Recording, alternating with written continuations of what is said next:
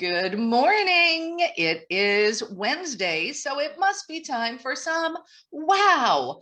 I am Nancy Matthews, one of the founders of Women's Prosperity Network, bringing you this weekly midweek boost of motivation, education, and inspiration to support you and consistently feeling wow about your life. I mean, let's face it, who wants to wake up on a Wednesday morning and the only thing you're excited about is it's hump day? Oh, can't wait for the weekend. Like, how about we get excited about the wow opportunities that are here for you today? So jump into that, feel the juju, and enjoy. Today, I am bringing you one of our members, Pat Iyer, and we're going to be talking about email marketing and how to get more people to open your emails, read your emails, and to take action. So I'll bring Pat on in just a moment. A couple of quick announcements for our community here at Women's Prosperity Network. So number one, I want to say thank you to the hundreds, more than 100 people who showed up yesterday and came to our networking with a twist. We had record numbers on that call, record connections and collaborations. So give yourself a pat on the back, and we thank you for showing up and contributing so much to this community. Tonight, we have a class that is offered through another of my companies called the People Skills Academy. And tonight's class is about branding. I am bringing on one of my friends and colleagues, Jerry Foster, who's known as the branding evangelist. And you will hear him and see that he is just that. So if you'd like to tighten up how your brand is speaking about you, what messaging you're conveying, and really look to find that unique way for your brand alone, go to thepeopleskillsacademy.com/skill set. And I'll be sure to put that in the chat for you as well. We've got our mastermind coming up in a couple of weeks. So many good things happening. We're going to be guiding you at our Level Up workshop, June 17th and 18th, to reset, review, and revise your action plan for 2022. So be on the lookout for that. And you know what? You know how we're going to tell you about that? In an email. So Pat, how are we going to get them to open those emails? We're going to talk about that today. Yes, we are. And I'm so grateful that we're diving into this topic. So right before we dive into the conversation, let me share a little bit about Pat and her background. So Pat Iyer, MSN RN, is a consultant, speaker, author, editor, and as a matter of fact, she edited my most recent edition of The One Philosophy. She's an editor and a coach. She has written or edited 59 of her own books. Coaches and consultants and speakers hire her to help release the knowledge inside of them so they can attract their ideal clients. She delights in assisting people to share their expertise by writing. Pat serves international and national experts as an editor, ghostwriter, producer of online courses, and a medical and business writer. Like, this woman is amazing. She created an app called Expert EDU that provides writing tips for entrepreneurs, and you can get that at the Apple Store. She's got a certification in email marketing through the EPC Institute, and we're going to let you know all about how you can follow up with Pat, get her app, join her business writing circle. But now, welcome Pat Iyer. Thank you, Nancy. And I want to echo what Nancy just said about Jerry Foster, who just finished co-teaching a course with me on sales techniques. Oh, I didn't even know that. Marvelous and has a chameleon-like ability to put himself into your market and understand your needs and help you identify your branding statements. So you definitely want to catch more of Jerry whenever you have an opportunity, such as tonight, to attend his class. Yeah. Awesome. I didn't even know that. And one synchronicity once again, my friend. Yes. And I'll put the link for that class in the chat in just a moment. So Pat, you have many businesses. Didn't you also sell a business a few years ago? Like, you've been in this world a long time. I did sell an independent legal nurse consulting business that I started in 1989. I sold that at the very beginning of 2015 after growing it to a very large business. We had over $1 million in sales for the last 5 years. that I ran the business. And I think in part, I was successful because I mastered internet marketing in a way that my competitors did not. They have static websites, no opt-in offers, don't build a list. I got introduced to internet marketing through the National Speakers Association in 2008. And I learned that, even though my goal was not to be a platform speaker, the concepts of building a business, whether it's a speaking business or any other kind, are ones that you can utilize and apply to your business. And part of that is being able to connect to people through email. And underneath that, so connecting through email is one of the vehicles for creating connection with your ideal clients and your joint venture partners. And it's all about crafting messaging that gets their attention and touches their heart, right? Yes, in a very crowded inbox, your email has to stand out. Yeah. All right. So I'm ready for you to give me some good tips. So let's just dive right in. Well, I think the first tip is, and this is a basic one, but I see people making this mistake, is have a professional email. And I'm saying avoid things like New York Babe at AOL.com or manly mom at yahoo.com or Mary in the Swamp at gmail.com. You may think that I'm making these emails up. I am not. Those are ones that I have seen in my travels. So if you have a domain and you can have your domain name like Laurel at rollsconsulting.com, then that's desirable. Many people use Gmail accounts or Yahoo accounts. The key is to make sure that your name is phrased in a professional way. And I love that tip. And one of the things that I always do is if I got your email address, let's say it's pat@patiyer.com. I'm going to go check you out at patiyer.com. Like that's one of the first things that I do to get to know a person, find out about them, see if they're a good fit in whatever aspect we might be working together. And if I see patiyer@gmail.com, where do I go next? So there's a huge opportunity there. Love that that's the first place to start. Yes. Awesome. And then I think the next key is, and I'll spend a number of minutes on this tip because it's crucial, is that if you can't get your email opened based on your subject line, you're not going any further with that person. So a lot of emphasis is placed on how do you phrase that subject line of your email? First of all, keeping in mind that most people today are looking at their emails on their phone. It's never more than 6 feet away from us, pretty much. So if you've got a very long subject line, the person is only going to see probably about the first 35 characters or so. And you can test this out by looking at your own emails on your phone and seeing how many characters, including spaces, show up. Wow, I never thought about that one before. Yeah, it used to be 55% of people looked at it on their phone. Now it's probably closer to 80%. And that's just in the last couple of years.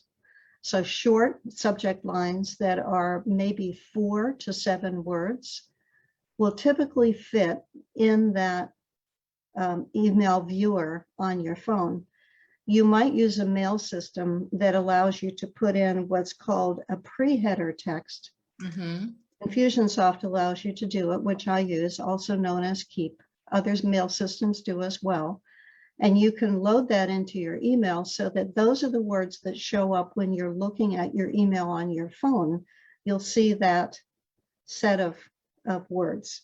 For example, I'm on a mailing list of a woman who sends out very helpful tips about email marketing, and her subject line was 3 easy tips for making printables that sell.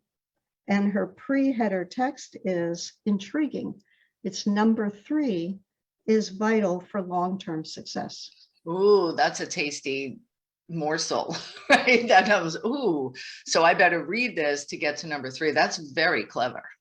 Yes. And you've got about 5 to 8 words in the pre-header text if your email system supports that. So you can look for that feature with whatever system you're using. I do want to emphasize using an email system, because if you start building up a list and you're using Gmail, for example, when you get beyond a certain number of emails in one message, then Gmail starts to think this is spam. So if you're running a professional business, you have to have a professional system, whether that's GetResponse or Constant Contact or Keep or some other method of being able to send out and track responses from people when you're sending out emails. Very, very key. And you can get those for free. There's paid versions, free versions, doesn't matter which one you get. And this ties to something you said earlier about the marketing aspect of it, of having an opt-in on your website, something that's intriguing and desirous for your ideal client. So now you're building that email list, which gives you more people to communicate with. It's absolutely essential. You know, if you look at the headlines in terms of right now, if you build all of your contacts on Twitter and you decide for whatever reason that you don't want to be on Twitter anymore, or Twitter decides that they don't want you on Twitter anymore, or you get thrown in the Facebook jail, or I don't know, I've never heard of the LinkedIn jail. There are rules of using LinkedIn, but Facebook is known to shut down accounts for violation of their rules. If you don't have your own email list, you've just lost a huge percentage of your ability to connect with people. So that's why opt-in reports or opt-in videos or checklists or self-assessments, any number of tools are used by marketers to attract people to their list. And then the marketer, all of us, have to respect the people who are on the list. And that's where we get in with what do you send? How often do you send? How do you frame those follow-up messages? And I know those are questions at the top of everybody's mind. So what kind of recommendations can you give us about that? How often do you send, and how do we decide? Some people, I'm on their lists and I get emails from them every day, sometimes 3 or 4 times a day. Yeah, I tend to get off those lists, Nancy. If I'm getting more than one email a day, I'm pretty much hit and delete. That's where it comes into what does your audience want? The people who appreciate daily emails will stay on your list. The people who don't are going to leave. Mm-hmm. I email my list typically once a week. I respect their time. I also don't want to write 365 emails a year. So you have to decide what's reasonable for your business, because emailing your list is not your primary focus, but it's part of promoting yourself. Mm-hmm.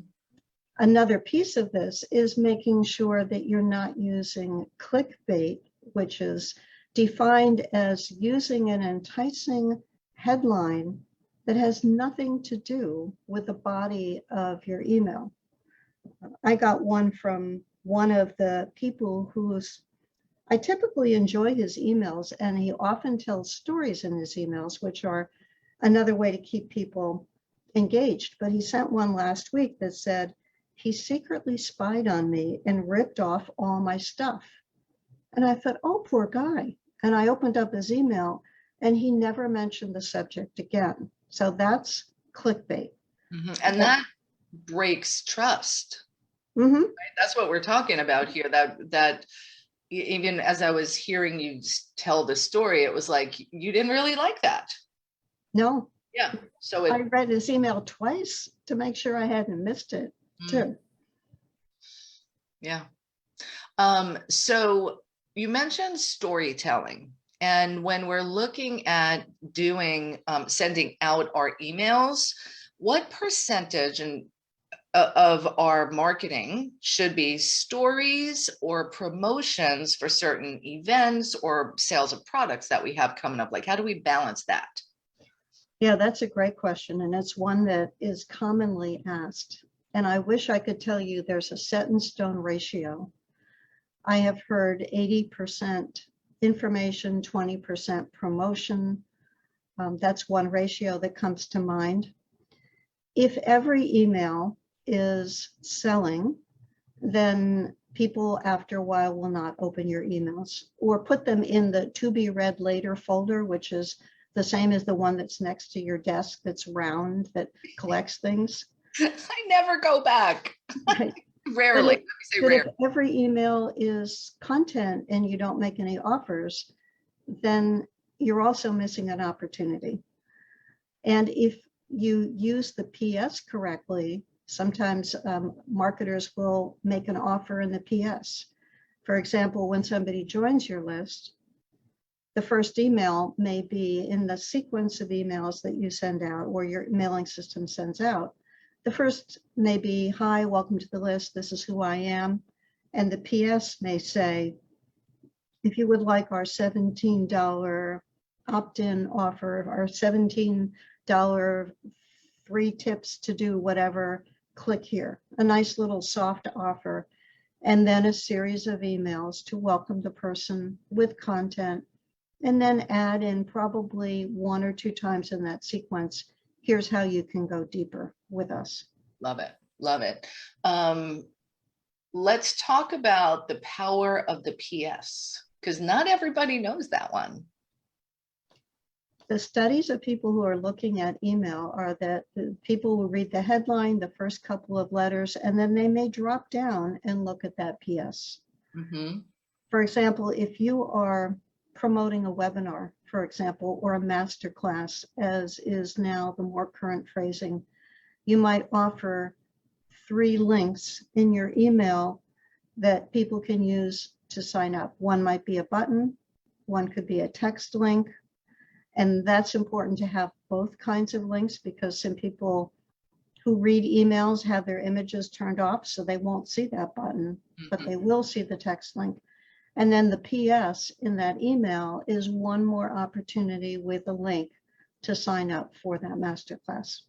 Yeah. And the process that you described of, all right, so you got them to open it, right? You had a good subject line. They actually open your email. They scan a little bit of the beginning, drop down to the bottom, because I'm a bottom line girl, right? I want to get to the bottom of it. So I do exactly what you said, drop to the bottom. If it seems interesting, then I go back up and read. And just to let you all know, this process is the same when you're creating marketing pages on your website. So you want, people will do that, like especially if it's a sale or something like that, they'll read the headline, the little bit, drop to the bottom, how much is it? Oh, I like that. Let me go back and see what I'm going to get for my money. Mm-hmm. Mm-hmm. Yeah, super, Yes. super good. Let's talk a little bit more. Some other things that we might be able to do to stand out in someone's email inbox, because it is very crowded. If we focus on the headline, and that is the key to get somebody to open it, there's a variety of techniques that you can use, and I recommend using an assortment of techniques. One of them is to stimulate curiosity, to write an intriguing title that will capture the attention of your audience. How you interest them depends upon what you're marketing and what you know about the people who are on your list.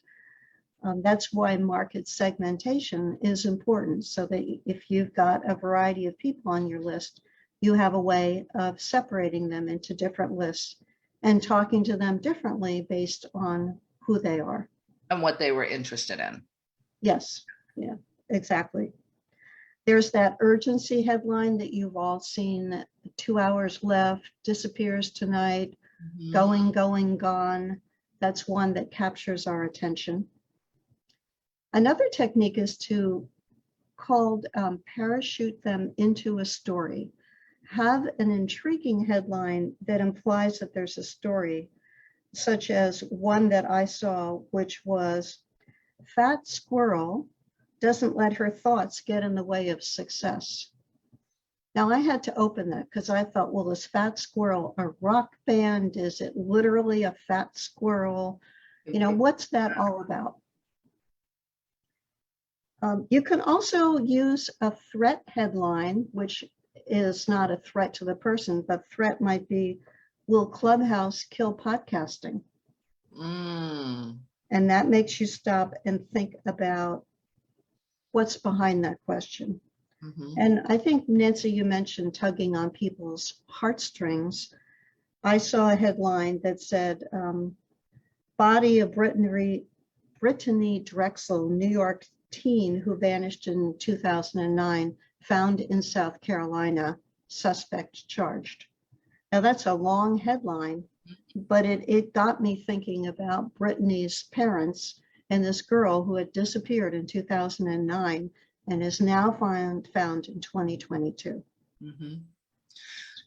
I want to comment on before you move on to some other types of good headlines. When you were giving examples of a question in the headline, I love that and I need to use it more. So thank you. I'm like, oh yeah, I got to do that more. And the reason that that works so well is when our brains are asked a question, we're triggered to want to see the answer. It's like a real behavioral brain physiology thing. So wherever you can use a question, you have a more likelihood that people are going to go, oh yeah, I want to know the answer to that. So Mhm, it's really good. exactly. You can also make people laugh. The one that made me laugh this morning was Marilyn Monroe birthday dress designer Bob Mackie calls Kim Kardashian rewear a big mistake. Mm. You can also use numbers, and these are ones that intrigued me. 5 follow-up mistakes to avoid, or 5 email subject lines you can steal. Typically, marketers use odd numbers too. It's 1, 3, 5, 7. It's usually not 2, 4, 6, and 8 for whatever reason. There's probably some logic behind that, but it gets drilled into us. Think about using odd numbers up to the point that you can do 12. 12 is okay. That's an even number. Or 10. I wouldn't necessarily put 10 items in an email, but I would drive them to a blog post that listed 10 or 12 items. But in an email, you can use those smaller numbers. Good stuff. I have a question. And just by the way, everyone, email marketing is such a huge part of everyone's business. So I know you're going to have some questions for Pat. She is quite the expert on this. We'll be opening up in about 5 to 7 minutes. So we'll take your questions as well. My question is the long form email or the real short and brief? And like, I don't read long emails. I just don't, but I know I still receive lots of them from some of the world's top marketers. Can you speak to that a little bit? This is, again, is a number that switches around a lot. I think the maximum number of words that you can expect people to read is about 200. Your email should be between 50 and 200 words, or 2 to 3 paragraphs. Our attention spans are shrinking. The sizes of our books are shrinking. I was just looking at my podcast statistics. Most people are listening up to 22 minutes. My podcasts are 30 minutes long. So now I'm rethinking the length of my podcasts. With shrinking attention spans, the chances that somebody's going to go through that email, unless they're intensely interested, are less. So if you can open the email with getting right to the point and then giving content, if you're sending out an individual email to a person and corresponding one-to-one with somebody, you should structure it so if you've got a question for them, make it the last sentence in your email, because that's what they're going to respond to. Interesting. What I tend to do, and this is a little bit of a pet peeve of mine, is we're skimming through life.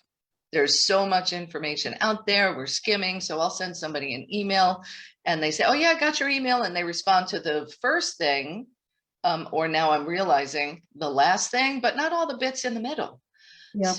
So here's a question. How do we effectively can communicate the messaging that needs to get across so that people actually do pay attention and read it? Do you have some suggestions around, structure? Should we be using numbers and bullet points and things like that? In the situation that you're describing, Nancy, what I do is if I've got several questions in the body of the email, then at the bottom, I summarize those questions. Here are the things that I need answers from, and then I list them. So it's the summary of all of the content in the email. And sometimes, particularly when I communicate with my virtual assistant, I have learned to keep one subject per email so she can respond to that email. Because if I put 3 or 4, then I might get answers to 2 out of the 3 questions. Yeah, I do that one thing wherever possible, one thing per email as opposed to a whole bunch. And let's expand our conversation to more.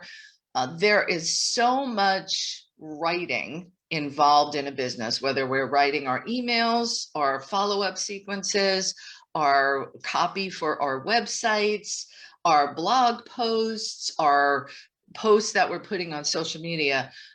Like, learning to be really good in all of those is what's going to give, that totality of communication. And you are an expert across all of those fields. Tell our audience a little bit around the business writing circle that you started. I started the business writing circle because prior to the time I started it, I was teaching people how to write business books, and finding that many people enjoyed that and used that as an opportunity to get more attention to their businesses. However, for somebody who was not interested in writing a book, although it's hard for me to imagine that since I'm a writer, or has already written books and feels they don't need to go through a course, I had nothing else that I could offer them. And I saw this world of writing one day. I had the expansion in my thinking of, well, what does a business owner need to do? Write blog posts, write emails, tell stories, be able to create opt-in offers, to be able to write a journal article or a professional article or a chapter for a compilation book. So I put together the business writing circle to provide the people who are members of that membership program with structured education, support, and community to take away some of the confusion, some of the uncertainty, and quite honestly, some of the writer's blocks that a few of our members experienced in the beginning of, am I the right person to be writing blog posts or articles? There are so many other people who know so much more than I do. There's a little bit of imposter syndrome and a little bit of writer's blocks that can affect people who own a business. And since writing is our primary way of connecting with our audience, writing and video, and you have to be able to write effective video scripts, or at least organize those in your mind, even if you're not going off a script. We have to be able to show our ideal clients that we can assist them. So that's what the Business Writing Circle program focuses on, is how to tackle those writing projects and develop skill. Yeah, it's so key. And I don't think when people step into owning a business, becoming an entrepreneur, you have a passion for the thing that you do and you're an expert in your field, right? But people aren't letting you know how key this being able to communicate your expertise in an engaging, enticing way, how essential that is to being successful at your business. Mm-hmm. Like you can be the best expert if you're not able to communicate so that people can find you and then hire you. You're sadly going to be a broke expert, and we don't want that. We want you to be a wealthy, abundant expert, right?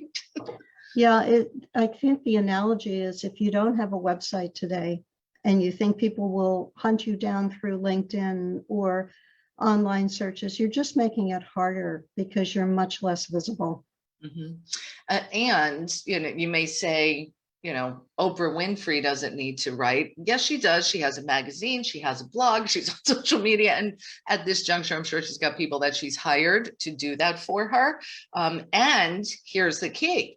Even if you have someone on your team that's doing the writing for you, you need to be able to know how to direct it because they may not be the expert. We're going to open up for questions. So I want to let everybody know how you can find out more about the Business Writing Circle. And did you set it up that they could give this a shot for $1, my friend? I did. What a give back. There is a $1 trial. The link is mywriting.tips/BWC trial. That's all one word. mywriting.tips/BWC for Business Writing Circle trial. All one word, BWC trial. mywriting.tips/BWC trial. And it's a 1-month trial for $1. And then you would be billed on the next month on a recurring basis. We provide training, interviews, education, open office hours so you can bring projects that you're working on and get feedback. And it's a very supportive community of people who are cheering you on, wanting to see you succeed in your writing. Love it. Love it. So be sure to go to My Writing Tips, mywriting.tips, TIPS/BWC trial, all one word. And I have put the link in the chat and in the comments on social media. And let's go ahead and take some preguntas, some questions. So give me a moment. I see a hand raised already. Let's go to Roz, Dr. Roz, bring it, baby. Hey, you're loved, appreciated, celebrated, valued, and most cherished. And Patricia Iyer, I call you the PI, not for private investigator, but for public informationalist, for email power. So I just thank you so much for what you shared and what got me, because I like to read long stuff when I want to read it. And I don't want to read a long email. And that tip for 50 to 200, I went back while I was listening to you this morning. I went and looked at the emails that I starred, and they were like 200 and less. I was like, oh, wow, that's so on point. So I thank you so much for that. So have a God amazing day. You always come with the wow, and I appreciate it. Take care, PI. Take care. Thank you, Dr. Smile. I love that. Thank you so much, Roz, and thanks for taking great notes for us today as well. Let's go next to Peg Duchesne. Good morning, Pat and Nancy. How is everyone this morning? Oh, good. So, Patricia, thanks so much for the great information you shared this morning. Similar to what Roz said, thank you for validating that titles should be between 4 and 7 words. That's sort of what I use as my model as well. The question I have is, do you spend much time doing testing of 2 different titles to check open rates and stuff like that? Or do you just have such a honed skill that you don't need to do that? You just know what people are going to open? There's a difference between what I do and what I should do. So yes, I know how to do A/B testing. And do I do it always? No, I don't. In the technique that you're describing, the easy way to do this is to take a segment of your list and send out 2 emails and figure out which one is opened more than the other. And then take the rest of your list later on in the day and send out the email to the winning headline with the winning headline. Ooh. So you're testing it. Then later in the day, you're sending the winner out to the bulk of your list. Now that implies that you know when your list is going to be opening their email. And sometimes that's hard to figure out. Right. So that's an easy way to do A/B testing. If you're testing headlines, you can also test the body of the email. You can test what color button gets more response than another color. you need to have a fairly large list to make that a valid test. Mhm. So that it depends, I think, on the critical nature of the email, how much energy you want to spend testing. The man who runs the EPC Institute, where I got my email training, he is dedicated, this is his business, is to check his email performance and record his stats. I have other things that I do, so I Right. don't spend all that time that he does. Right. I like your caveat that it depends on how important the email is to spend that time, because Right. like you said, all those other things that need our attention as well. So thank you so much. Great information, and what a Welcome. terrific offer you've given us. I appreciate it. Right? Right? More give back to this community. Like, whew, this is what makes Women's Prosperity Network different than all the others. Like, you all love to support each other. We are women who've got each other's backs in the most beautiful way. So thank you, Pat, for the gift. Thank you, Peg, for showing up, and Laura, like each and every one of you. My heart swells with appreciation for how you love each other. So good. Thank you, Peg. Everyone, remember to go to mywriting.tips/BWC trial. And for $1, get in there and see how the Business Writing Circle can support you communicating with the people you're here to serve. So we want you to be wealthy experts because you know how to communicate. So head over to mywriting.tips/BWC trial. Let's take our next caller. Laura Barker is in the house. Good morning, everyone. And Patricia, oh my goodness, this is such incredibly valuable information. I think that people sometimes underestimate the power of email marketing and or don't know how to use it, right? And so that guide of kind of an 80-20 value and 20% selling, right, is a really good suggestion. I do have a question for you. So I want to, if you could address open rates and what is industry standard, what is acceptable, when should you be worried, how big does your list need to be to even know you've got a valid open rate to look at? Anything you have to say on that would be much appreciated. Sure. There was a study, and I believe it was by HubSpot in April of this year, that said that a 29.5% open rate was considered to be average. Oh, wow. You can get your Wow. open rate by looking at your email system. Some people who really work at this can get higher open rates. And Yep. again, it depends upon your headline, your offer. So that open rate is considered to be average. And the click-through rate, however, is another number that is one that we pay attention to, because the click-through rate means that somebody clicked on a button or a link in the email, and that averages about 1%. Oh, okay. So I'm sorry, go ahead. So whatever you can do, first of all, to get them to open your email is the first challenge. And then the second is to get them to take action. And ultimately, you can have tons of people opening up your emails, but if they don't click on a link or select a button or do something with that email, then it's still just sitting in their inbox, reminding them that Laura Barker exists, but not necessarily taking action on what Laura has sent. So that's why we want to focus on click-through rates too. Perfect. Follow-up question on that. Do you know if that was for cold or warm market emails? Was that just like your list? I think it's your list. I don't think that the study differentiated, although you all know about permission-based marketing and not sending emails to people who haven't given permission for you to contact them, which is why you can't go on websites and copy down people's email addresses and then put them on your list, or buy a list of people who have not given permission for their name to be sold. The CAN-SPAN acts are pretty tough on those things. So you should be sending to at least people who have agreed that they want to hear from you.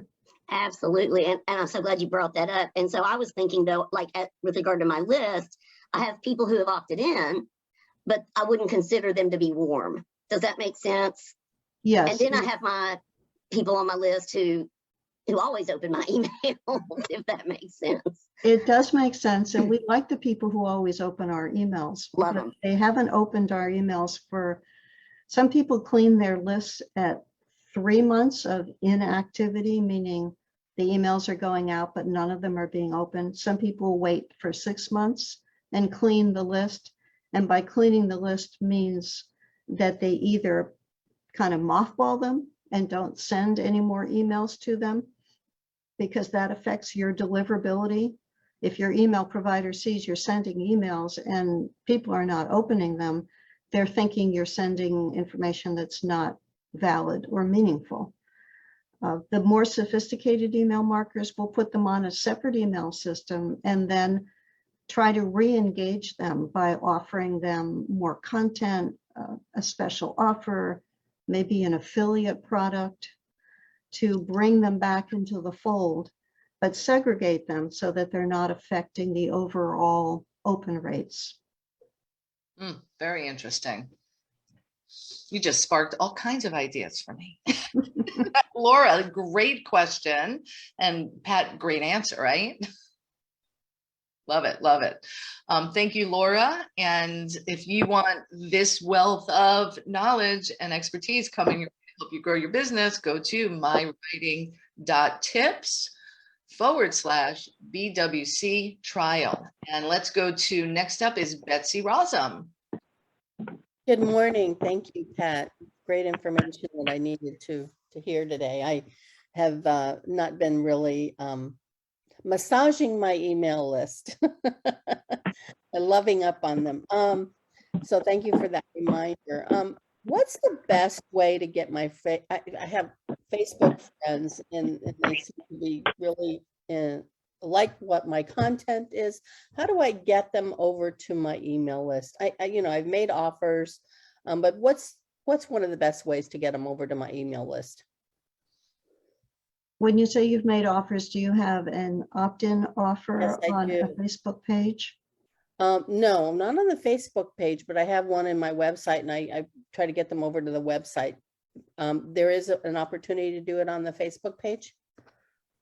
There is for your Facebook page, although Facebook, as you probably know, is very interested in you spending money with Facebook. So they are minimizing Facebook pages. They are putting more emphasis on groups. I know there are people who are experts in Facebook who watch and adjust their strategy to every little nuance. However you are showing up in social media, looking at your offer, making sure that what you're offering is appealing to your audience is important. Changing your offer up periodically, maybe every quarter, coming up with something different. Maybe if you've offered a report, then offer them a free email course, or offer them a video series. Let me mention, I happened to pop over to your website, Betsy, and your offer is enticing, but it's not visually appealing or magnetic. Okay. My first recommendation, are you experiencing the effects of unresolved trauma? Take this free quiz. And maybe I don't know that I'm experiencing the effects of, so my suggestion would be, where you have feeling stressed, anxious, overwhelmed, wish you could stop it in a moment, take this quiz to find out what the root cause is. Like, switch it up. Because I could look at that and say, oh, I don't have unresolved trauma. And I'd pass it right by. I'm cool. But I am a little anxious and I am a little this, you know what I mean? So you might be coming at it from the wrong angle. Thank you. Thank you. Thank you. I appreciate it. You're welcome. Yeah, I was taking a Canva class, and that was designed by a marketing guru, and said this is she suggested it that way. So I appreciate it. Thank you. It gets taken up. Well, and here's I gotta educate them on what unresolved trauma is. Yeah. Because Correct. I don't have that, but you know what? We're all sitting around after 2 years of pandemic with unresolved trauma, most of us. I wouldn't label, I don't know that label it that. Yes. Yeah. So, and if you've had it up, this goes back to what Pat was suggesting earlier. If you've had it up and it's not getting results, time to change it. And change it. Yep. Okay. Thank you. Great questions. Yeah, and that's one of the glories of being a business owner is that you can see that, you can change it. You don't have to go through 5 committees and wait 7 months for approval. You just hit this. I was a teacher for 20 years, so I know exactly how that process works. was great. Thank you. I love it. Thank you, Betsy. Have a beautiful day, my friend. Thank you. All right. Let's go next to someone at phone number 404-272. Good morning. Your line is open.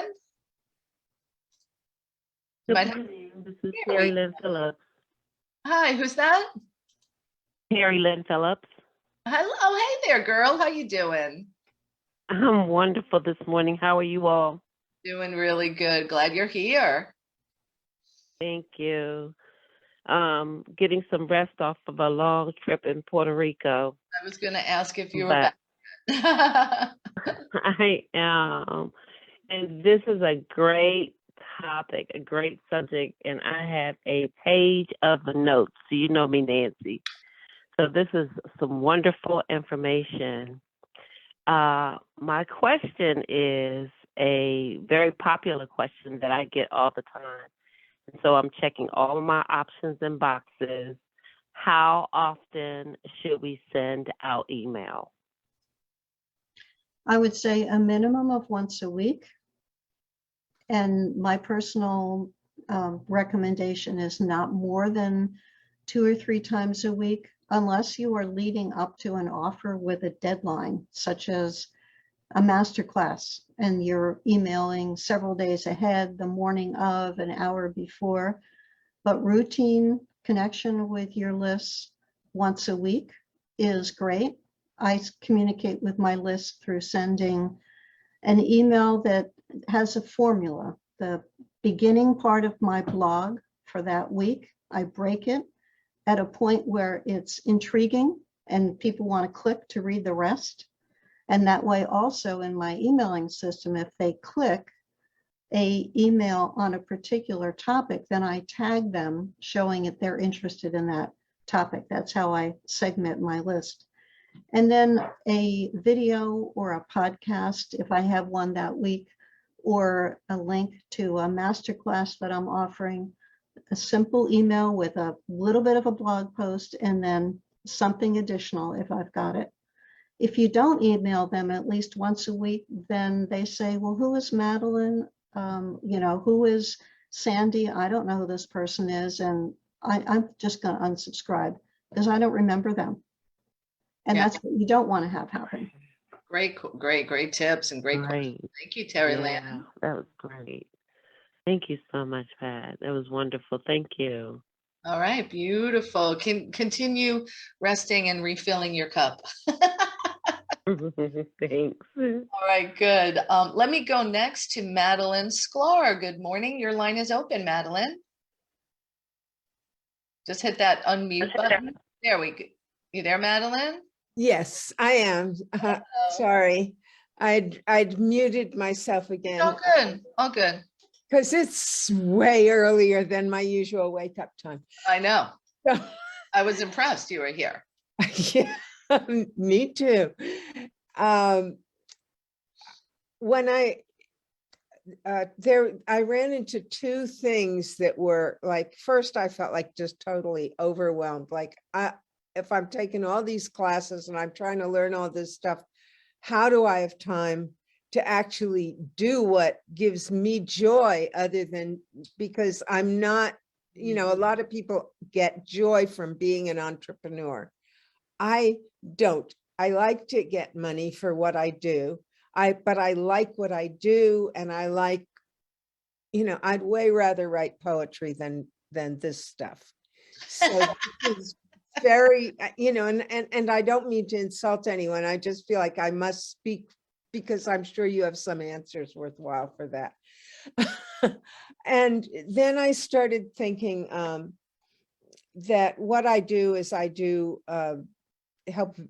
coach people to recreate their lives for more joy and purpose. So, and all that. Madeline, let me jump in with something real Yeah. quick, and then I know you didn't fully form your question, but you started with the first one. Like, how do you manage to do all this stuff? Yeah, that was like, Well, I let was me feeling go ahead. overwhelmed. So here's the thing. As a business owner, there are certain functions of a business that are needed, and either you are going to do them or you're going to hire somebody to do them, right? Most of us, when we're starting off, we're wearing all of the hats.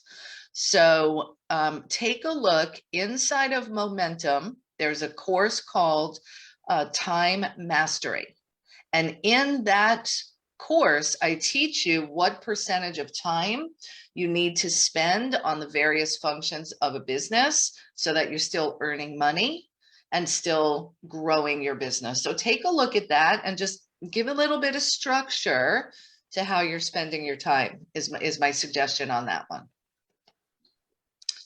Pat, did you want to contribute towards that one? I think it's important because I hear overwhelm in Madeline's voice. Yeah.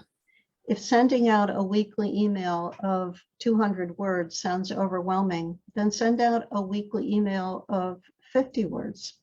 We can all write 50 words without even, breathing for 10 minutes. Some tips, some quick suggestions, some, hey, this is what I'm going through. Well, this got me to the next piece of the question, which was, then it occurred to me, was I've written this book, which is going to come out on your amazing itty bitty recreate your life book. And I thought, well, what if I just sent, the headline of one thing would be turn on your critical thinking as the subject line, which was one of my chapters, or and then it could just say advertisers want you not to think and just buy whatever they're selling. And then what's the real message here? And then go to an offer. Or, I mean, can I excerpt something that small from something I've written already so I don't have to kind of spend time recreating the wheel all the time? Yes, you can, Madeline, and that's a great suggestion. I keep copies of my books and I use a highlighter and I highlight this beginning part of this chapter or this section I turned into a blog, and I highlight it so that I know in the future when I go back to that manuscript, I already used that piece. Let me go to another piece that's not highlighted. You can repurpose it, and I encourage you all to repurpose as much as you can to get the value of what you've poured into that paper and use it in so many different ways. And would it also work if because I also have a book that I wrote on the tarot, and I do readings for people. If I just did a card for the week sometimes? That is not my area of expertise. I don't know if Nancy can address that. But I think you're describing a tarot card and giving the applicability to that reader of the email, that would make sense. That's very valuable. Okay, because I was trying to think of, okay, how can I make this feel at all sane to me? Well, and if you're here, so here's the thing. If you're sharing information in this short email that Pat's suggesting, or just like we taught you to do with the quick tip formula that we've been doing in the coaching these couple of weeks, it's the same content and it's speaking about what you love to do. So if you could learn to draw that connection, wow, I get to share what I love to do in another format. That's really all we're talking about here. Okay. Can you feel that shift, create that shift? And I think you'll see it and you'll enjoy it more. Okay. And then I just another question is Amma's book. A couple more people in the queue. So let's, I want to make sure I get to as many. So bring it, girl. My email is ammasbooks@gmail.com. Is that professional enough? No, you want to have it at your website. But If you my don't- website's so long, it's grandmothershealingwisdom.com. I kind of like it. I want to go to your website. Really? Yeah. That doesn't make for too long an email. No, I- and it's easy to spell. That's one of the considerations when you get a URL, is to make sure you've got easy to spell words, or think of the common misspellings and get those domains and redirect them to your primary domain. But what Okay. you just gave as your URL, I think, is an easy one for people to remember. Yeah. And it tells me more about you and what you offer. It gets more interested. It describes you. It serves a very valuable function. That's a great domain name. So I should just create an email list that's based with that. You should create an email address, Okay. Madeline at, or info at, and what was the URL? Grandmother. Grandmothershealingwisdom.com. I love that. Oh, good. I thought it was maybe too long. No, not at all. Use it. Use it. Oh, good. Okay, thank you. Yeah, it's good. All right, let me go ahead, Madeline. Great questions. Thank you for sharing and being in that space of wanting to serve more people, because that's what this is about, right? We get to do more of what we love. Let me go next to area code 917-658. Your line is open if you'd like to ask a question. I would, thank you. It's Awesome. Nancy Abramson. Hey, What voice. I want to thank you so much. I wasn't going to come this morning. I wasn't going to join you. I was doing other things and getting ready for, I had work to do. And I was like, you know what? I'm going to work out a little bit and listen. And this was the message I needed to hear today. And I want to thank you so much. So first, expressing gratitude. Beautiful. Second, Mhm. my question, because confession time, I have not been sending emails to my email list regularly, and it's been on my plate, like, okay, I need to re-engage and start being more consistent, and I have a lot of things that I am launching and want to share about. What would be your recommendations? I already started drafting I do apologize for being gone. What would be your suggestion? What would be a great way to re-engage and reignite these people that I haven't been communicating with lately? I would remind them of who you are, share a little bit about yourself. Remember, the focus is on them. So whenever you want to talk about yourself, think about how you can rephrase that as you might be feeling, like I've been feeling the last year, overwhelmed with being caught up in the pandemic, uncertain about how our lives are going to be different, rules constantly shifting. That's affected my business. It might have affected yours.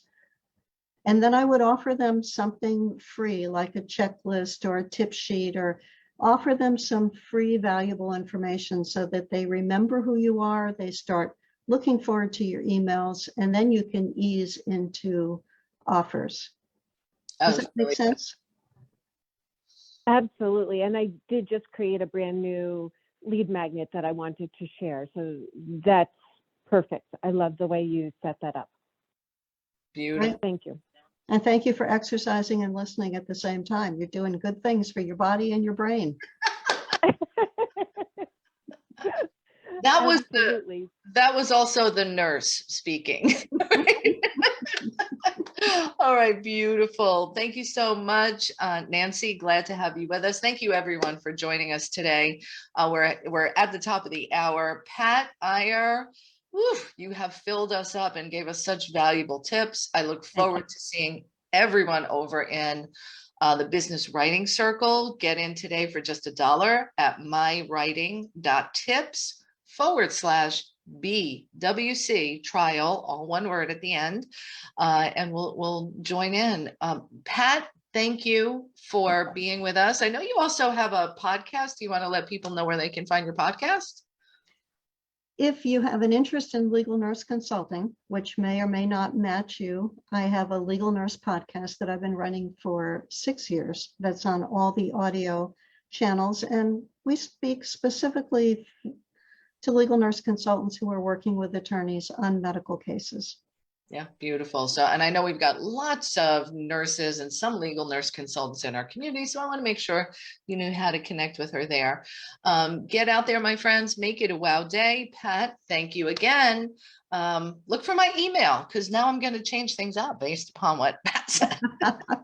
Have a great day, everyone. Bye-bye now. Thank you. Bye-bye.